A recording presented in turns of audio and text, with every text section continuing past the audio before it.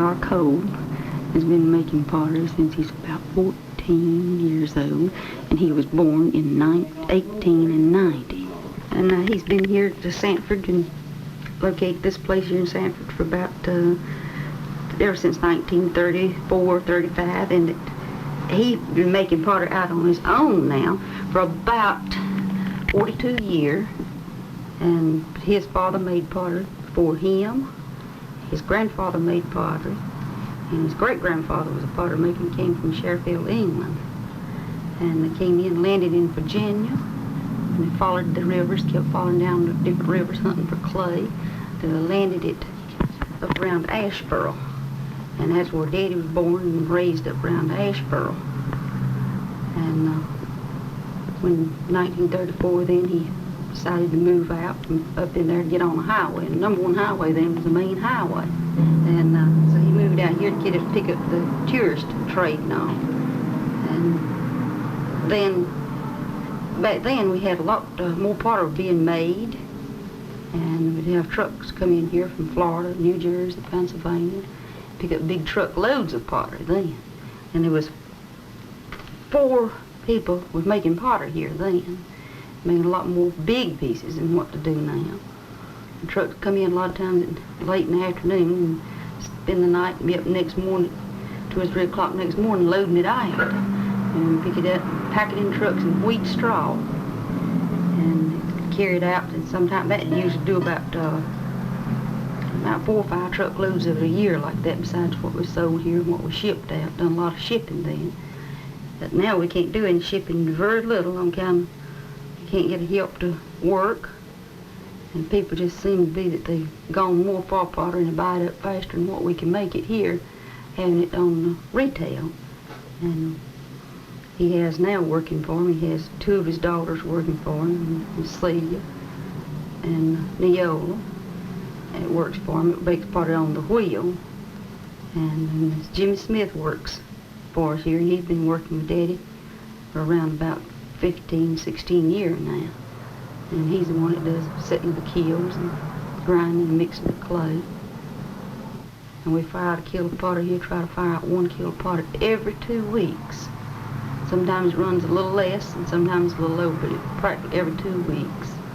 And on the days that the kiln is open and up and everything, it's like a madhouse and a rush for people flying in to getting the pottery. And then at the end of the day, we don't have any left for the customers to come around the next day to pick up any. And we just simply cannot make enough to supply the people that are wanting it and everything. He doesn't buy any commercial glazes. He buys all raw materials and mixes his own formers and everything. And each time he fires a kiln, he usually has some kind of a new glaze that he's experimenting with to see if he can get a new color or something. And every kiln that goes in. And that's been his whole life, is working in the pottery, mixing the colors and everything. And that was been about 42 years ago, 42, 43 years ago. And the reason I can remember it so good is on the night that I was born was the night that he went down and he opened up his first kiln and brought out the first colored piece of pottery that he ever made on his own. He had worked with his daddy and everything before then. And that was on December the 1st in 1927. And he brought it up the next morning, and I was born that night, and he brought it up the next morning for Mama to see. And before he started into it, though, he had saved, and had in a savings, and he had $40. And he asked Mama said, he asked me, he said, well, now, Pauline, what do you want me to do? Build up the back barn or go into the pottery business? That he told him, do whatever you want to. He's never known nothing else but to make pottery. And another thing that we always thought was peculiar and funny about him, and he's a man, he's set in his ways and everything. And the reason he didn't go on into pottery any quicker was he didn't have enough money together to go into the pottery business on his own.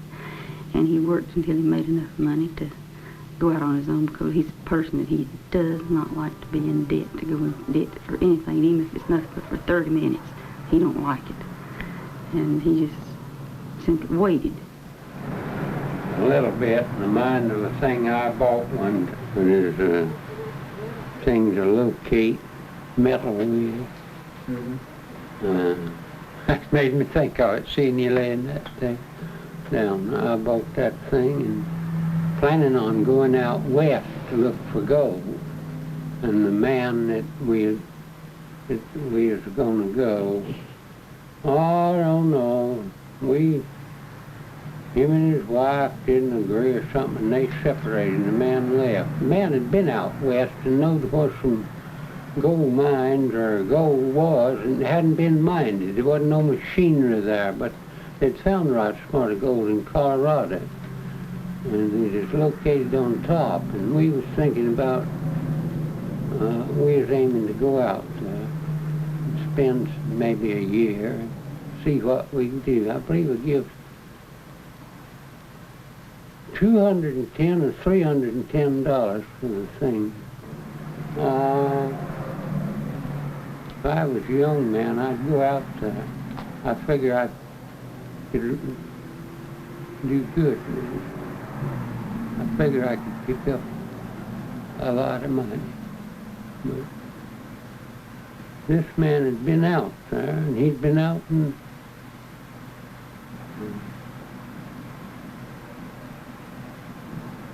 an old town out in California where they found a lot of gold.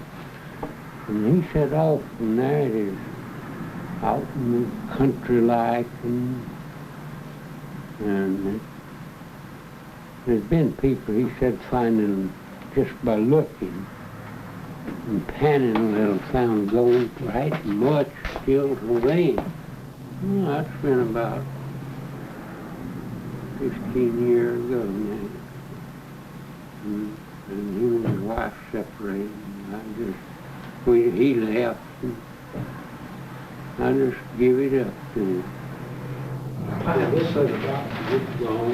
You're going fast, isn't it? You know, I thought 800 people in there yesterday morning. 800?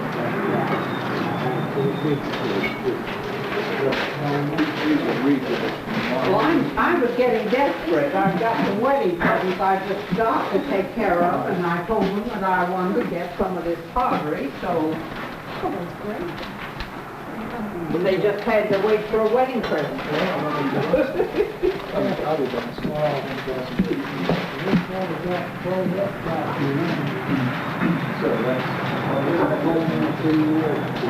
Yeah, well,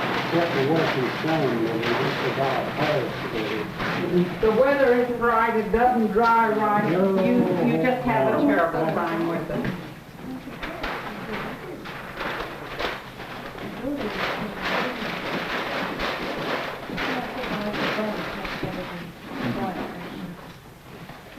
Well, I'm glad we were able to get some this trip.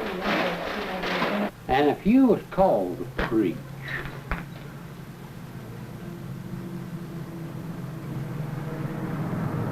really called to preach, of course the law is now that you have to go and study,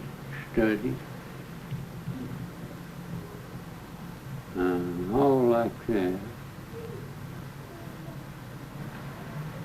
Nowadays, so many preachers actually out for the money. Tell you the truth, that's what they're looking for. I know a young man was a preacher, he wasn't a preacher, and he come here and he married a gal right up the road here.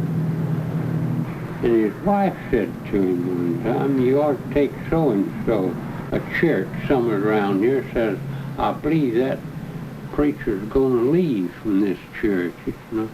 He told her, he said, there's not enough money in that church for me.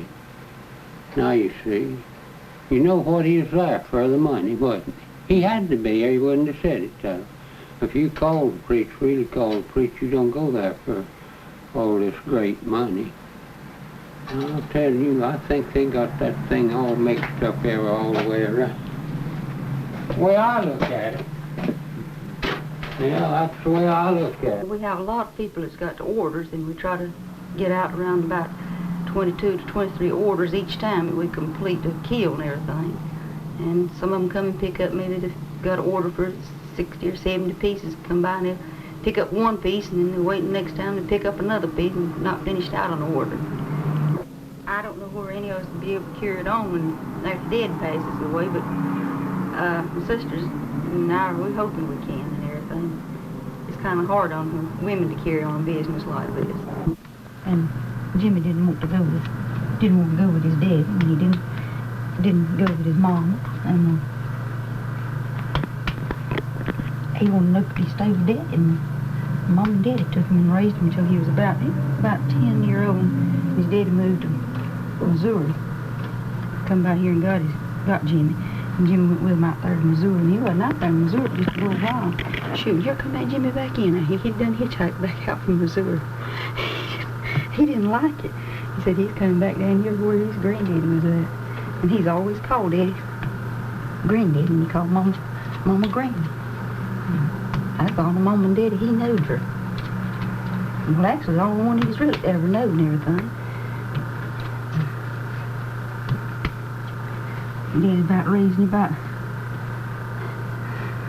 I don't know how many of his grandchildren he's raised. His oldest one raised him.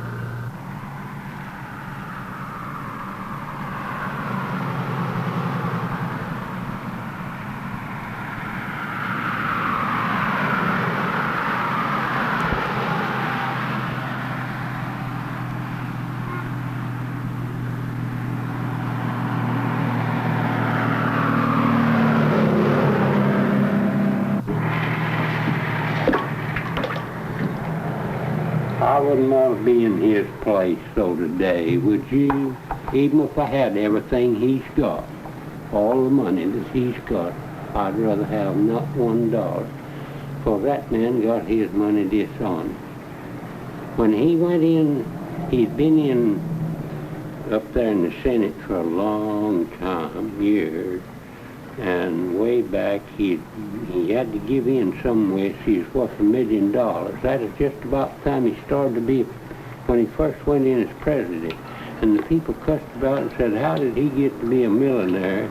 And they know what his salary was. He just figured up, and that is put out in the paper, that how did he get to be? He, the man, didn't say nothing, he said. All right, when he goes out of president office up here, I believe 23 million he's got. I believe that's what they say it is, 23 million. You know he had to steal money. He couldn't help but take money. Work up plans, unlawful to his side to get money. I'm going to tell you. I think since president is that, we've got a poor makeout, don't you? I think we have. To make good times real boom, these presidents, this country, it seems that there ain't never been one in there to make the thing just really go. But if you'll start a war, then it's a boom. And it's a boom. Start a war. And these here last ones have started.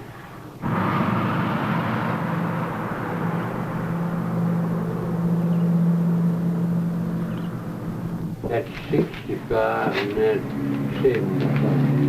And they got a couple more out there I think they're looking at. All right.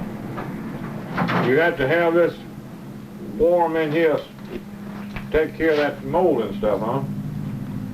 Yeah, I've been trying to get ready to go to making some pottery ever since this morning. I ain't got to yet, and I have to have a little warm water to work in warm water better.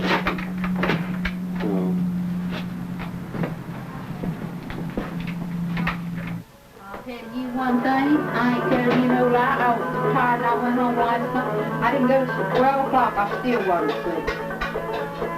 I told you that potter on them bowls that just killed me. I thought I'd scream. I'm not telling you no story. Eat what you're going to eat in the morning and at dinner. And don't eat no crackers. And look, don't eat any. I mean, just if you want to, if you eat a cracker or something like that, but eat your breakfast. He said, I always eat something in the morning, and it didn't. Well, I and you drink a take cup of coffee and eat a piece of toast with jelly on it, and here about, most of the time I'll eat a whole slice of bacon or a little piece of salt. And that's what I eat.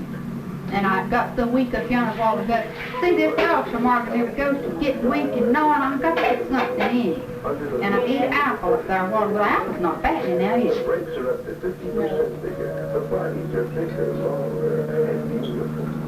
I know what it is. You see, before I come down here, before you come in with the cook tomorrow, you see, I never did eat no dinner. I'd run home and get a sandwich when I was there. I just sometimes wouldn't even eat a sandwich nothing. And go eat dinner here. And then I'd go home Margaret at night and just gut to my benefit like a wide open midnight. International pickups and other trucks today. Don't look and track to your international dealer. Caroline Because you don't do enough after you eat at night to take care of side of the mountain. It's 10 seconds now past 12 noon. This tea's good, Margaret.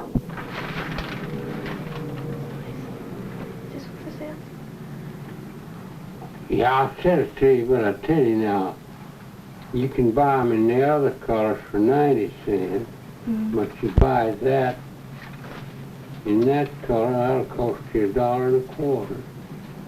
You see, the red glaze costs me a lot more to make that. You had finished, it was 2 black things for the front porch, you know, to put a plant in. You'd finished those, but we decided just to leave them till you finished the rest. Now, it's been a month or 2 since I got a card from you, but I haven't needed them until now. See, I had them made for one special club that we belong to, and I just haven't gotten out here to pick them up.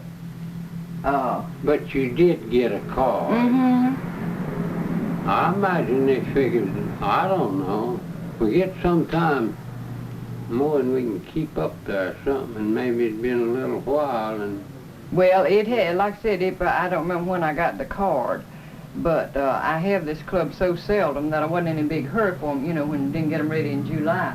And I was supposed to have it again this month, so I thought, well, I better run out and pick them up. It was really oversized, your biggest size plate. It was a steak plate was what I was trying to have made, and the mugs, 14 of each. But if you run across them, I'd love to have them. well, I'll tell you, they could be up there. That's why I was wanting this summer. And I'll ask them Monday. All and right. They'll call you They'll call you. Well, do, and I'll come right on Yeah, out and yeah. get them. But I went around up there several times looking in all those boxes. You wouldn't have any of it down here, would you? No. It'd all be up there. Well, if they run across them, Mr. Cole, just give me a ring, I and sure will. I'll run out and Yeah, then you can come and pick them up. right. But if they can't, that's all right, 'cause it's my fault. I just didn't get out here to get them. Well, maybe you can put in another order. Yeah, I will. All right. Thank you. Yeah.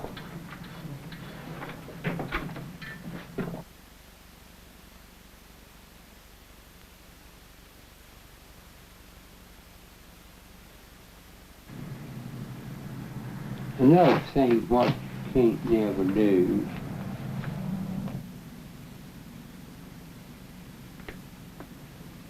people can be led to a lot of things, but if they drove to it, there's always some malice there. It never works. There's always something flaring up. And I have said from the first start, if they could have went at this thing some way besides marching and violence with it. And as long as they force them, but you have to keep that force on. You can't never turn it loose. That's the biggest trouble.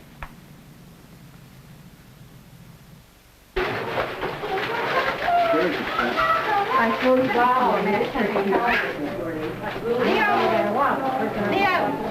how much is this ice tray? Clear as black mark from that piece. Yeah. $1.25. God, yeah, I could sell 10 times what I make to dealers that resells pots if I could make it. I quit furnishing. I couldn't. I didn't have enough pots. It's been a troubled world for years, ain't it? But it's getting to be a little more so all over the world. And here's the Arabs and the Jews fighting.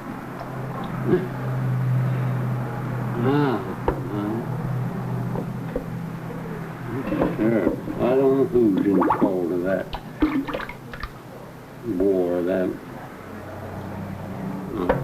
Jew or the Israelite. I don't know who's in fault of that.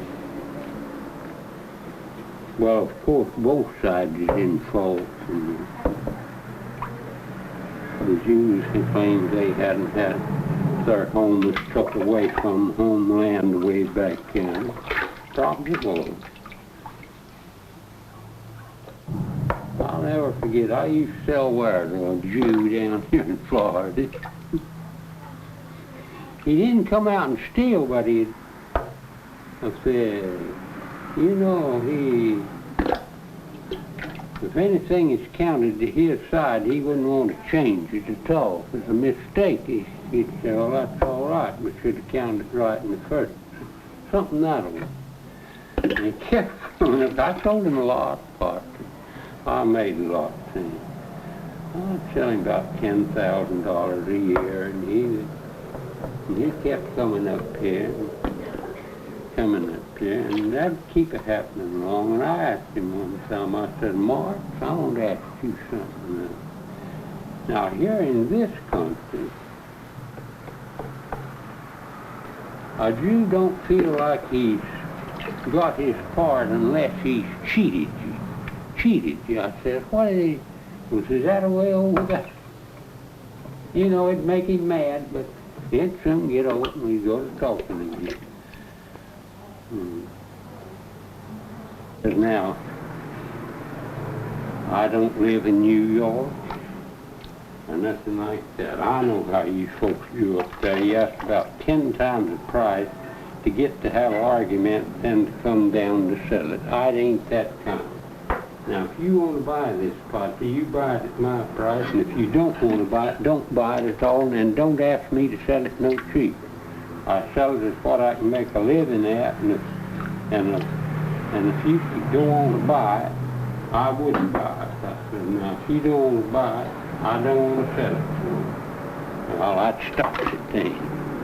No more asking about doing down.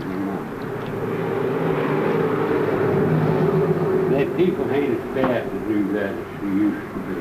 And people used to be as bad. A lot of them in New York and places that way, you know. They expected it, I reckon. They just got used to it. I never see no difference in that as make a price you can make a living at, but you can't do that quick. That's the way I figure. And not try to rob people. That's another damn thing. I don't want people robbing me when they go to buy something. I just wonder why I sort of stand to buy it, you know.